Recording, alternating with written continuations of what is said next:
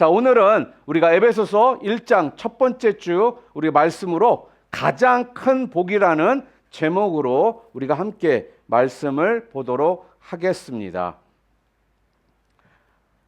여러분, 우리들이 교회를 중심으로 신앙생활을 하는 이유는요, 한 가지입니다. 그것은요, 내가 복을 받기 위해서입니다. 특별히 우리 동양 문화에서는 참 이 복이 굉장히 중요한 의미로 우리들에게 다가옵니다. 그래서 모든 것들을 보면은 축복, 복, 뭐 이런 것들이 관련된 많은 것들이 좀 있거든요. 이토록 이 복이라는 건요, 참 중요하고 또 우리 모두가 원하는 것입니다. 우리 인간은요, 이 복을 받고 살아갈 자격이 있습니다. 그래서 성경에 보면 이 복에 대해서 많이 말씀을 하고 있습니다. 특히 구약 성경은요, 눈에 보이는 이 복을 말씀을 합니다. 자손의 복, 물질의 복, 형통의 복이 두드러지게 나타납니다. 구약 성경에서는요. 그래서 하나님이 아브라함을 부르실 때 이 복을 약속을 하셨습니다. 많은 자손을 주겠다라는 복, 또한 넓은 땅을 너에게 주겠다라는 이 복, 또한 복의 근원이 되게 하여 주시겠다라는 이러한 약속이 우리가 구약 성경에 보면은 하나님께서 주시겠다라는 복이라는 겁니다. 그래서 구약 성경에서 말씀하는 복은요, 대체적으로 눈에 보이는 복을 말합니다. 자, 그런데 이 신약 성경에서는요, 눈에 보이지 않는 이 복을 말씀을 합니다. 성결함의 복, 죄사함의 복, 구원받음의 복, 하나님의 자녀됨의 이 복을 말씀합니다. 이 모든 복들은 다 중요합니다. 자, 그런데요, 오늘 여러분과 제가 함께 읽은 오늘 본문을 보면요, 여기에는 더 소중한 복을 말씀을 합니다. 그 복이 무엇이냐? 오늘 성경에 뭐라고 하고 있느냐? 그 복은 바로 선택받음의 복이라는 것입니다. 그러니까 성경은요, 여러분과 저를요, 우리를 택하셨다라고 했습니다. 자, 언제 택하셨다라고 오늘 성경에 나와 있어요? 오늘 본문 4절과 5절 우리 한 번 더 읽어볼까요? 함께 읽겠습니다. 창세전에 그리스도 안에서 우리를 택하사 우리로 사랑 안에서 그 앞에 거룩하고 흠이 없게 하시려고 그 기쁘신 뜻대로 우리를 예정하사 예수 그리스도로 말미암아 자기의 아들들이 되게 하셨으니라고 했습니다. 여러분, 이것이 복 중에 복입니다. 그리고 바로 전절이죠. 3절에는 뭐라고 말씀하고 있느냐? 또 읽어볼까요? 3절 말씀 함께 읽겠습니다. 그리스도 안에서 하늘에 속한 모든 신령한 복을 우리에게 주시되, 이렇게 말합니다. 자, 이 복을 성경은요, 뭐라고 얘기해요? 신령한 복이라고 했습니다. 신령한 복. 그래서 우리는 이 복을 받아야 하고 이 복이 무엇인지를 알아야 합니다. 자, 그래서 오늘 성경이 말씀하시는 복을요, 좀 크게 나눠본다라면 두 가지를 우리가 말할 수가 있습니다. 그 첫 번째, 성경이 말하는 신령한 복은 무엇을 말하고 있느냐? 첫 번째, 예수를 우리가 알고 살아가는 복을 이야기합니다. 자, 볼까요? 사도 바울은 빌립보서에서요, 이렇게 얘기를 했었습니다. 예수를 아는 것이 가장 고상한 지식이다라고 했습니다. 자, 그래서 사도 바울이 뭐라고 또 고백을 한 줄 아십니까? 나는 그동안 내가 생각해서 소중하다라고 여겼던 이 모든 것들을 다 해로 여겨 버린다, 이렇게 고백을 합니다. 왜 그랬을까요? 그동안 자기 자신이 그렇게 소중하다라고 여겼던 것들이 있는데 그것들을 다 해로 여긴다라고 고백을 해요. 아니, 왜 그가 이렇게 고백을 하게 되었을까요? 그 이유는 바로 예수를 사도 바울이요 깊이 알았기 때문이라는 거예요. 그 예수를 사도 바울이 몰랐을 때는요, 그가 어떠한 사람이었습니까? 무지했습니다. 그가 무지했기 때문에 편견이 참 많았던 사람이었어요. 그래서 잘못된 판단과 오해가 일어납니다. 그리스도인들을 어떻게 했을까요? 대래 핍박하고 또한 그들을요 증오하기도 했다라는 거예요. 언제요?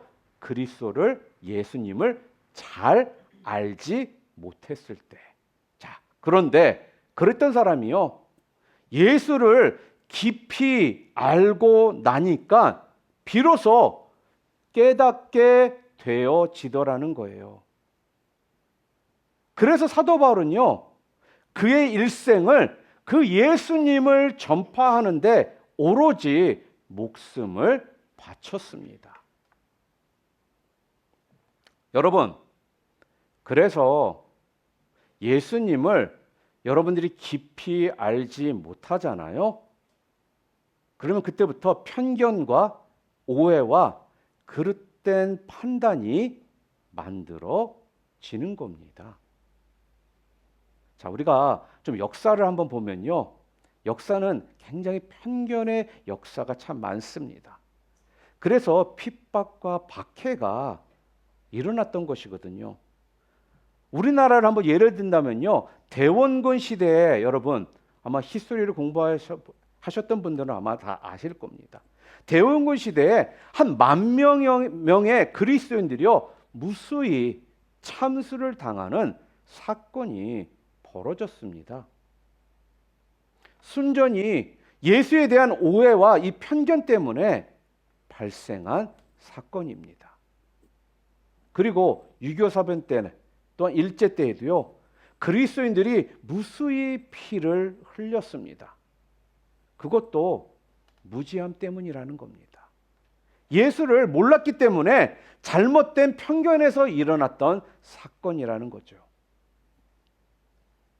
여러분, 무지함 때문에 일어난 사건 중에 가장 큰 사건, 큰 실수는 뭘까요? 바로 우리 유대인들이 예수를 십자가에 매달은 사건입니다. 유대인들이요, 예수를 십자가에 못 박아 죽였습니다. 왜요? 몰랐기 때문에, 무지했기 때문에, 예수를 깊이 알지 못했기 때문에 저지른 큰 실수였다라는 거예요. 우매한 사건이었다라는 것입니다. 그래서 때로는 이 무지라는 것이요 가장 큰 죄일 수도 있습니다. 좀 더 깊이 알게 되면 자기 목숨도 버리면서까지 그 예수를 증거하고 또한 그것 때문에 당하는 순환과 고통을 감수하면서도 그 진리를 수호할 수 있는데 말입니다. 그래서 저는요, 제 인생 가운데 가장 큰 은혜를 말하라고 하면요, 저는 주저없이 내가요, 예수를 만난 사건이다라고 말을 합니다. 내가 예수를 알게 된 사건은요, 그래서 내 인생에서 최대의 사건임이 틀림이 없습니다. 사랑하는 성도 여러분, 우리는 이 예수를요, 깊이 알고 살아가는 일이요. 그래서 이렇게 중요합니다. 어떤 분이 전도를 받았습니다. 전도를 받고 나서 천국과 영생과 심판을 알게 되었습니다. 그걸 알고 보니까 아찔하더라는 거예요. 아니 여러분 한번 생각해 보세요. 그렇지 않겠습니까? 그래서요 이분이 친구인 목사에게 전화를 한 거예요. 천국이 정말 있는가? 있고 말고. 지옥도 분명 있는가? 그렇지. 심판은 아주 무서운 영원한 심판이겠구만. 그렇지. 그때 이 친구가요 목사 친구에게 이렇게 말을 합니다. 야, 이 나쁜 사람아, 그렇다면 나를 전도해야 할 것이 아닌가? 자네만 천국 가고 나는 지옥에 가란 말인가? 이렇게 따져 물었다라는 것입니다. 여러분, 참으로 중요한 질문입니다. 우리들이 예수를 알게 되면요, 눈이 띄게 됩니다. 영안이 열리게 된다라는 거예요. 그 뜨인 눈으로 바라보게 된다라는 것입니다. 그리고 그때부터 어떻게 해요? 느끼게 됩니다. 또한 발견하게 된다라는 것입니다. 그래서 칼바르트라는 신학자가요 이런 말을 남겼습니다. 나는 저 십자가만 쳐다보면 나의 값을 발견하게 된다. 이렇게 말을 합니다. 나의 값이 얼마나 중요하면 하나님께서는 아들을 십자가에 못 박아 죽이면서까지 나를 구원하셨겠느냐 하는 겁니다. 여러분, 이건 굉장히 중요한 발견이고요. 이건 중요한 고백입니다. 여러분 한 분 한 분 때문에 예수님께서는요 십자가에 못 박혀 죽음을 당하셨다라는 거예요. 여러분 한 분 한 분이 그토록 하나님께는 귀하고 소중한 사람이라는 것입니다. 또한 토마스 아퀴나스는요 평생 예수를 증거하는 증거하는 글들을 남겼습니다. 어느 날 노년에 아퀴나스가요 성전의 십자가상 앞에서 엎드려 가지고 기도를 하고 있었습니다. 그때 예수님이 형상화된 모습으로 나타나서 이렇게 말씀을 하셨답니다. 너는 나에 대해서 글들을 정말 잘 썼구나. 너는 원하는 것이 무엇이냐? 이렇게 물었다고 합니다. 그럴 때 아퀴나스는요 이렇게 말을 했다고 해요. 나에게는 아무것도 필요 없습니다. 나에게는 오직 당신뿐입니다. 라고 대답을 했다고 합니다. 또 사도 바울은요 나의 나됨은 오직 하나님의 은혜다라고 고백을 했습니다. 사랑하는 성도 여러분, 예수를 깊이 알고 보니까 이런 고백들이 나오게 되는 겁니다. 그래서 예수를 깊이 알고 살아가는 삶이요 진정 복된 삶인 것이라는 겁니다. 또한 두 번째로요 택함 받음의 복을 말합니다. 여러분, 예수를 그냥 아는 것만으로는요 부족합니다. 다음에는 그 예수로부터 택하심을 받는 복이 있어야 합니다. 이것이 두 번째 복입니다. 택함 받음. 여러분, 택함 받음이라는 것은 무슨 이야기죠? 많은 사람 중에 내가 선택되었다라는 뜻입니다. 그렇죠? 택함을 받았다라는 건 많은 사람 중에 선택을 받았다라는 거예요. 여러분, 이 택함 받음의 반대 개념이 뭘까요? 택함 받음의 반대의 개념. 그건요, 버림 받음입니다. 탈락함이라는 것입니다. 여러분, 이것만큼 슬픈 일이 어디 있겠습니까? 버림을 받았다, 탈락했다. 부모에게 버림받는 거 분명 여러분 불행입니다. 또한 직장에서 버림받는 일 또한 불행입니다. 친구들로부터 왕따를 당하고 이웃으로부터 버림받는 일 또한 불행이고 이건 비극입니다. 그런데요, 성경에서는 뭐라고 말을 하느냐? 하나님께서 나를 택하셨다라고 합니다. 하나님께서 여러분 한 분 한 분을 택하셨다라고 말을 하시더라는 거예요. 그것도 언제부터요? 창세전부터.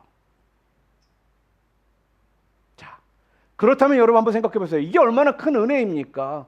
그래서 이것을 본문에서 말씀하시는 것처럼 신령한 복, spiritual blessing이라고 이야기를 하는 겁니다. 저는 제 인생 전체 중에 무엇인가에 당첨되고 제비를 뽑아 뽑힌 적이 별로 없었습니다. 그런데 저는요, 이 세상에서 너무나도 중요한 행운을 한번 뽑은 적이 있습니다. 그것이 바로 하나님으로부터 부름을 받고 뽑힌 일입니다. 여러분, 이 일만 생각하면요, 제 마음 가운데 얼마나 큰 감동이 있는지를 모르겠습니다. 나 같은 사람을 창세전부터 택하셨다라는 겁니다. 나를 뽑아 주셨다라는 거예요. 그게 바로 누구예요? 여러분 한 분 한 분이라는 겁니다. 이게 얼마나 큰 영광이고 요즘 말로 대박 아니겠습니까? 우리 자신들 한번 생각해 본다면 나 같은 이렇게 죄악된 자를 하나님께서는 창세전부터 나를 택하셨다라는 거예요. 선택해 주셨다라는 거예요. 이러한 복을 주셨다라는 거예요. 그 복을 받은 자들이 누구라는 겁니까? 바로 여러분과 저라는 거예요. 여러분, 이게 얼마나 영광스러운 일들입니까? 여러분 모두는 그렇게 뽑히신 분들이라는 거예요. 그래서 우리가 이 복을요, 알아야 합니다. 우리가 이 세상을 살아가면서 내가 이러한 복을 받은 자라는 것을요, 우리는 잊지 말고 알고 있어야지만 이 땅에서 우리가 담대히 세상을 향해 우리가 선포하며 고백하며 살아갈 수가 있는 것입니다.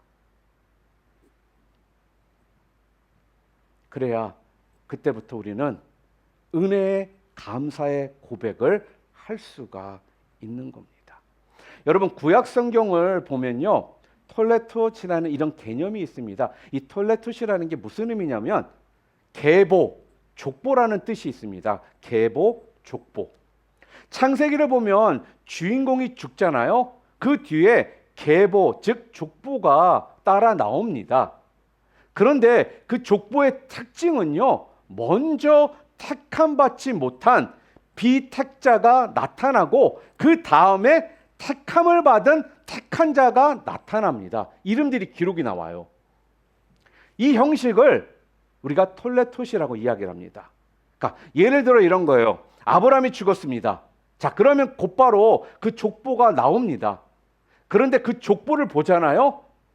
비택자인 이스마엘의 족보가 나오고 그 뒤에 택함을 받은 택자인 이삭의 족보가 나옵니다.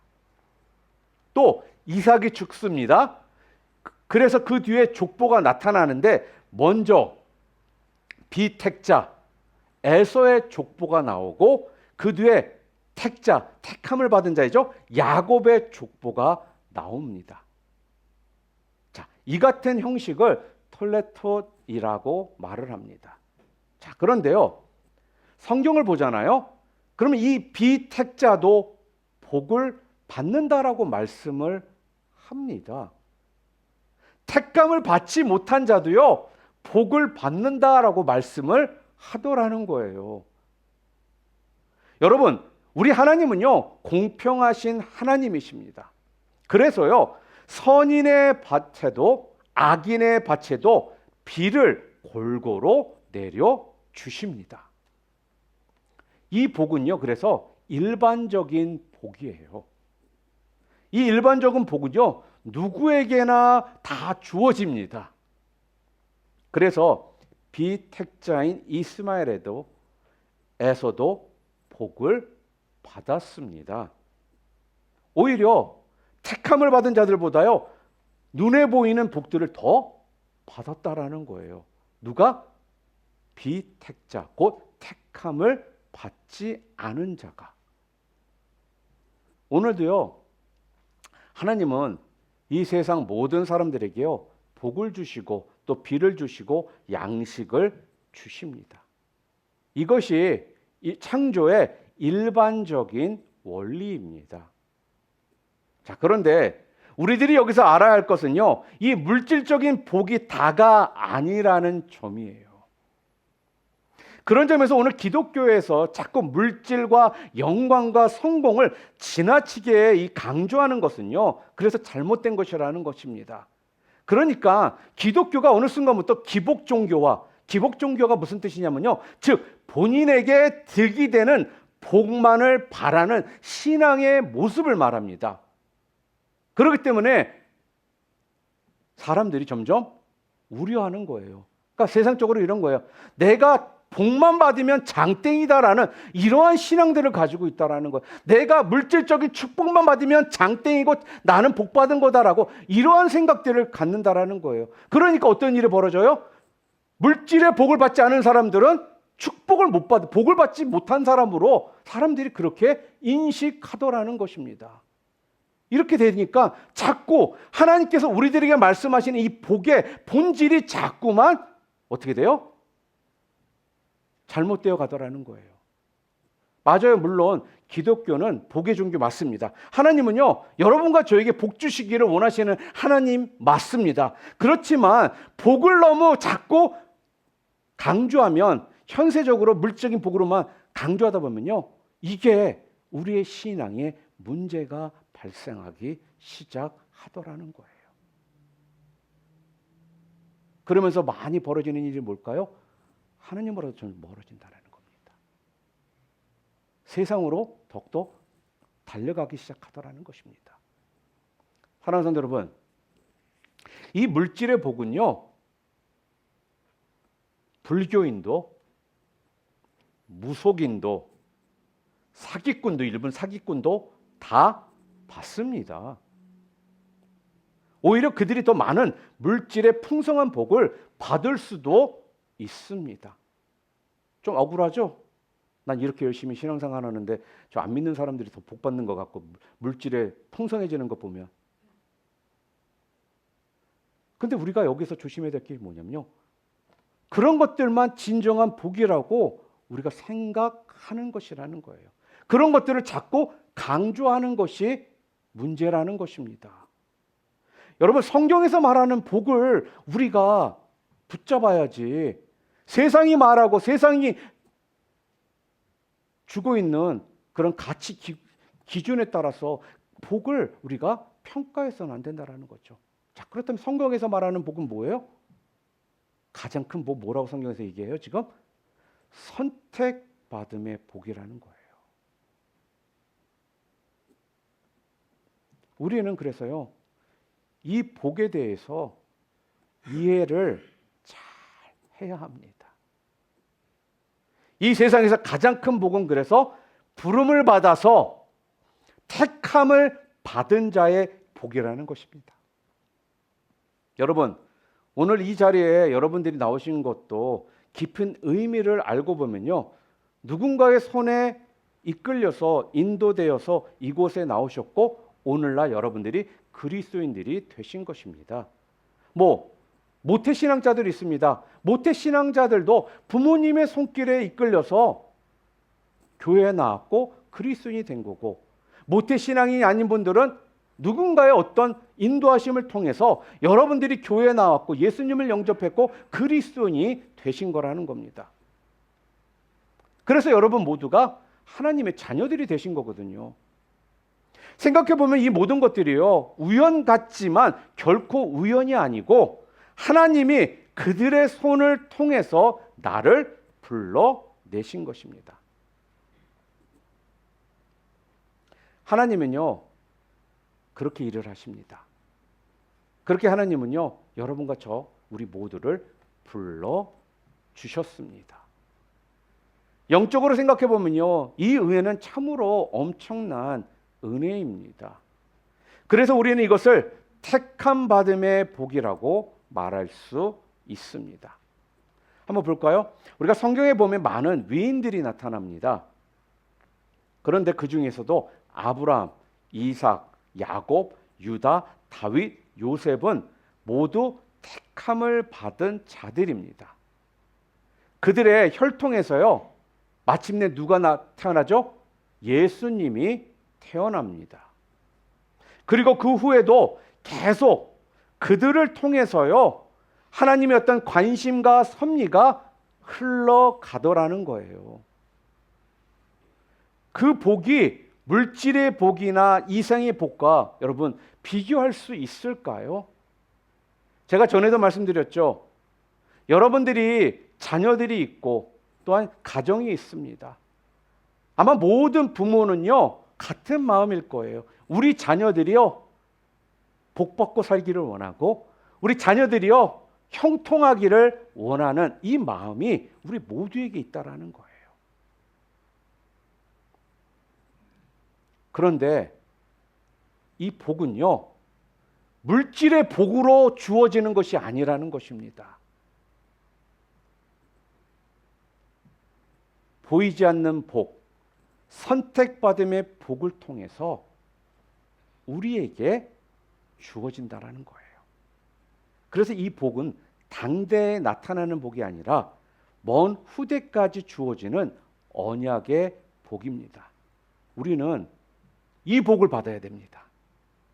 여러분 자녀가 복받고 형통하기를 원하세요? 아니면 여러분의 시대에서 그냥 끝나고 우리 자녀들이 무엇이 됐든 어떻게 됐든 상관없다라고 생각하십니까? 여러분 모두는 여러분의 자손 그리고 여러분의 그 후손들이 계속적으로 복받고 형통하기를 원하는 게 우리의 마음이라는 겁니다.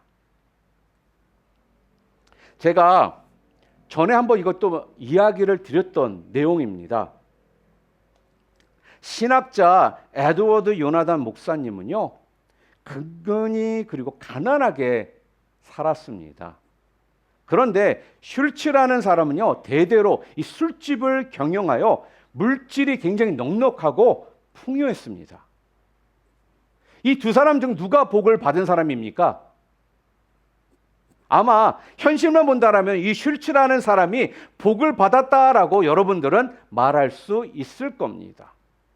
자, 그런데요. 우리는 이 현실만 오늘만 바라보면은 안 된다라는 거예요. 그래서요. 이 두 사람의 오대손을 조사했더니 다음과 같은 놀라운 결과가 나타났습니다. 요나단 목사님의 오대손은 총 모두 896명이었습니다. 그 자손 중에 선교사가 116명, 교수가 86명, 총장이 3명, 문필가가 75명, 상원 의원이 4명, 사업가가 73명이었다고 합니다.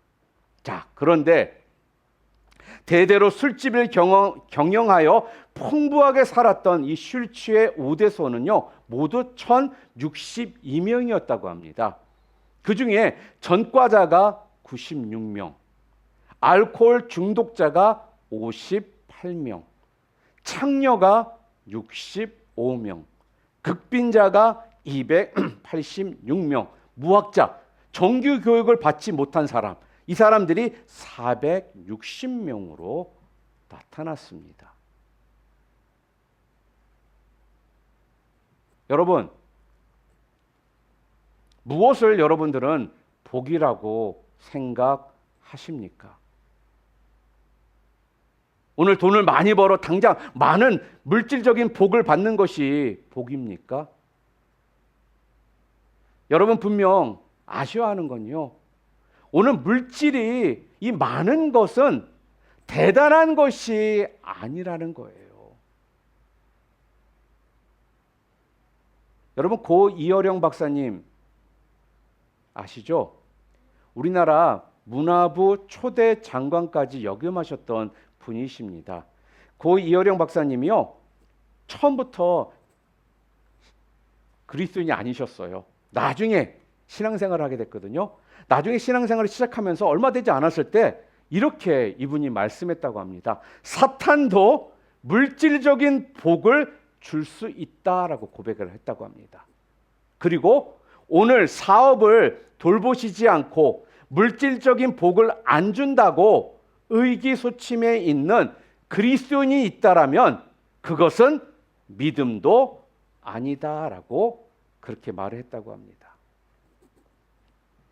여러분, 신앙의 삶은 먼 내일을 내다보고 훗날을 생각하면서 살아가는 삶입니다. 그래야 진정한 복을 알게 되고요. 오늘 내가 할 일이 무엇인지를 알게 되는 것입니다.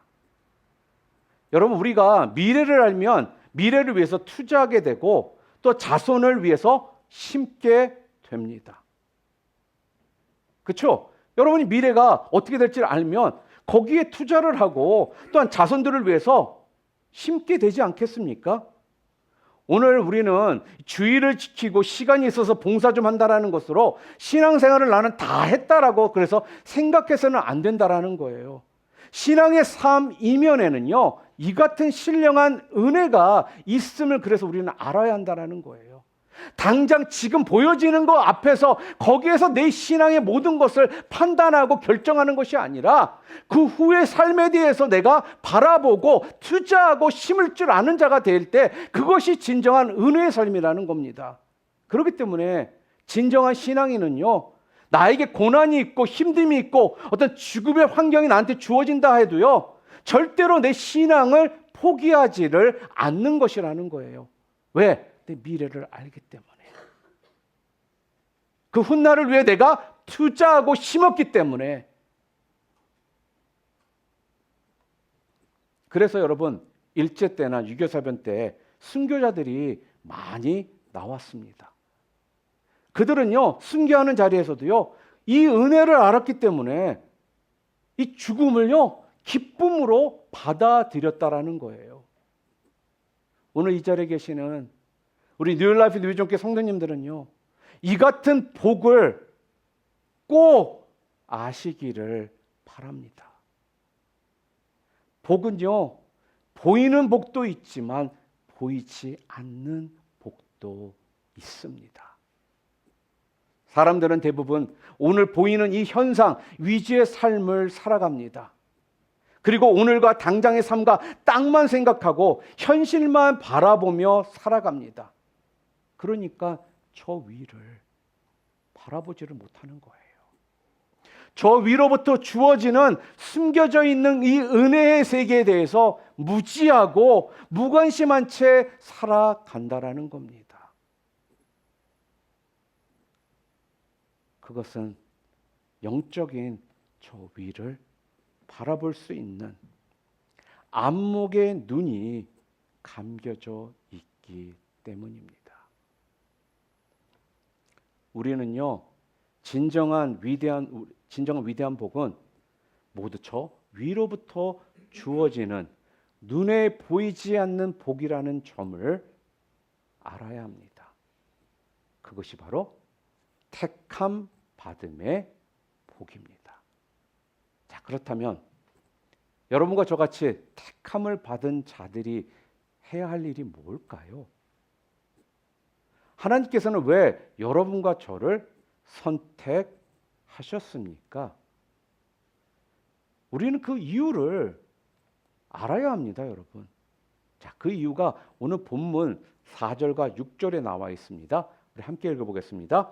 곧 창세전에 그리스도 안에서 우리를 택하사 우리로 사랑 안에서 그 앞에 거룩하고 흠이 없게 하시려고 그 기쁘신 뜻대로 우리를 예정하사 예수 그리스도로 말미암아 자기의 아들들이 되게 하셨으니 이는 그가 사랑하시는 자 안에서 우리에게 거저 주시는 바 그의 은혜의 영광을 찬송하게 하려는 것이라. 이렇게 말합니다. 여러분, 사람은 먹고 살아가는 것이 다가 아닙니다. 사람이라면 내가 무엇을 하느냐, 또한 무엇을 하며 살아가느냐가 이게 중요하다라는 거예요.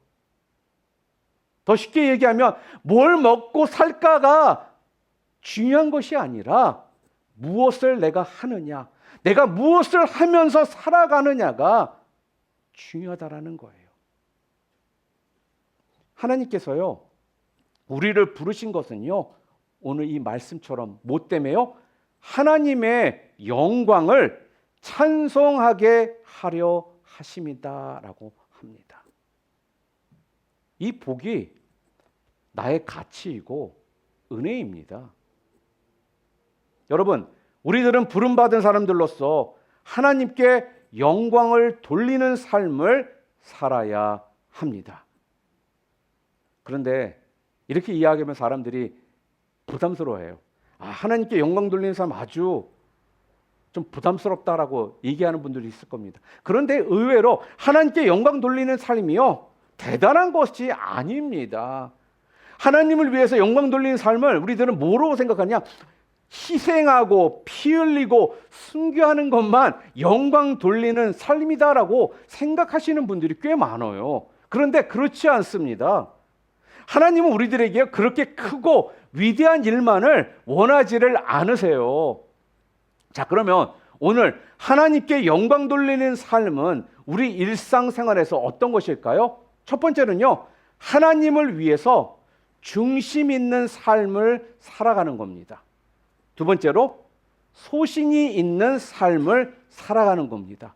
세 번째로 하나님을 나타내는 고백적인 삶을 여러분들이 사시면 된다라는 거예요. 그것이 뭐라는 거예요? 하나님께 영광을 돌리는 삶, 여러분의 일상생활에서. 자, 이를테면 이런 거죠. 좀 예를 좀 드려드릴게요. 여러분 식당에 가시죠? 식당에 가서 많은 사람들이 가셨습니다. 식사를 앞에 놓고요, 머리를 숙여 감사의 기도를 드리는 일입니다. 이것은 별것 아닌 것 같지만 그것도 잘못하는 그리스도인들, 하지 못하는 그리스도인들이 있습니다. 또 주일날 내가 가지고 있는 가장 좋은 옷을 입고 멋진 모습으로, 기대함으로, 설렘으로 허겁지겁 늦어서 오는 것이 아니라 준비된 마음으로, 준비된 모습으로 교회를 향해서 당당하게 걸어 들어오는 것, 이것도 하나님의 영광을 나타내는 삶이라는 거예요. 여러분, 그러한 자세는, 그러한 모습은요, 많은 사람들 앞에 나는 그리스도인입니다라고 고백하는 자세이고요, 또 하나님을 증거하는 모습입니다. 또한 직장에서 소신 있게 자신의 신앙의 삶을 고백하고 또 증거의 삶을 살아가는 것도 영광을 나타내는 삶입니다. 오늘 여러분 직장에서 자신의 신앙을 고백하지 못하고요, 숨어서 무소신으로 살아가는 신앙인들이 얼마나 많습니까? 또한 살아가다가 어려운 어떤 갈림길을 만났을 때요, 신앙적 소신을 따르면 분명 상당한 손해를 볼 수 있는 경우가 있지 않습니까? 그러한 상황이 있어도 과감하게 손해를 볼지라도 신앙의 길을 선택하는 삶도 고백적 영광을 돌리는 삶입니다. 그 삶이요, 중심 있는 신앙인의 고백입니다. 왜냐하면 우리는 하나님의 은혜를 입었기 때문에 그 영광을 찬양할 의무가 여러분 주어져 있기 때문입니다. 여러분, 의무라는 건요, 해도 되고 안 해도 되고 이런 형질이 아니에요. must, 꼭 해야 된다라는 것입니다. 그것이 신앙인의 삶의 기쁨이고 또한 삶의 내용입니다. 사랑하는 성도 여러분, 우리들이 오늘 예수를 믿는 이유가 무엇입니까? 예수를 믿는 이유가 무엇이죠? 하나는 계속적으로 말씀드린 것처럼 복을 받으려는 이유입니다. 그렇죠? 자, 그러면요, 내가 주 안에서 복을 받아야 돼요? 안 받아도 됩니까? 복을 받아야 됩니다. 여러분과 제가 먼저 복을 받아야 한다라는 거예요. 그래야 내 이웃이 복을 받고 더 나아가서 내 민족이 복을 받게 되는 거예요. 나는 이 세상에서 나만 위해서 복을 받는 것이 아니라 내가 복의 근원이 되어야 한다라는 것입니다. 그래야 그 복을 우리가 나눌 수가 있는 겁니다. 올 한해 우리 교회 표어가 무엇입니까? 창세기 12장 2절 말씀, 너는 복이 될지라. 아니겠습니까? 여러분이 복을 받아야 복의 근원으로서 그걸 흘려보내실 수가 있다라는 거예요.